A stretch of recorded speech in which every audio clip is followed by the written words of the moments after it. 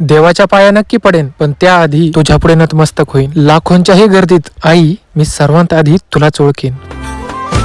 तर रामकृष्ण हरी मंडळी, आज श्री क्षेत्र देवगडला रस्त्याने जेवढे भाविक येत होते तेवढेच पलीकडून प्रवरामय्यांनी हुडीनेही तितकेच भाविक येत होते. कारण आजचा दिवस होता देवगडच्या दिवाळीचा, आईची कुस धन्य होण्याचा, माता अनुसयेंच्या कुशीत भगवान श्री दत्त जन्माला येण्याचा. आणि हा भव्य दिव्य सोहळा प्रत्येकाने एकदा तरी गुरुभूमी देवगडला अनुभवलाच पाहिजे. आणि तुम्हाला ते जमलं नसेल तर काळजी करू नका, शुभम पवार पुढच्या 3 ब्लॉग मध्ये तुम्हाला संपूर्ण सोहळा दाखवेन. संस्थांनी शिस्त, सुरक्षा आणि आरोग्याची पूर्ण व्यवस्था केलेली आहे. जत्रा तर पूर्ण भरलेली, पण मी नंतर पाहिजे, कारण जन्माची वेळ जवळ आलेली आणि मला आधी तो सोहळा अनुभवायचा आहे. चला तर मग मुख्य मंदिराबाहेरच भगवंताचा पाळणा सजवण्याचं काम चालू आहे. आणि त्यासमोरच आमचे नावकरी रांगोळी काढत होते. त्यांना म्हणलं आम्हाला पण थोडी सेवेची संधी द्या. आणि मंदिरासमोरच हरिनामाचा भव्य दिव्य जागर चालू होता. आणि तिथे गायक होते आमचे मित्र लक्ष्मण महाराज नांगरे यांनी देवगडवर रचलेले अभंग आणि यांचा आवाज असं वाटतं ऐकतच राहावं.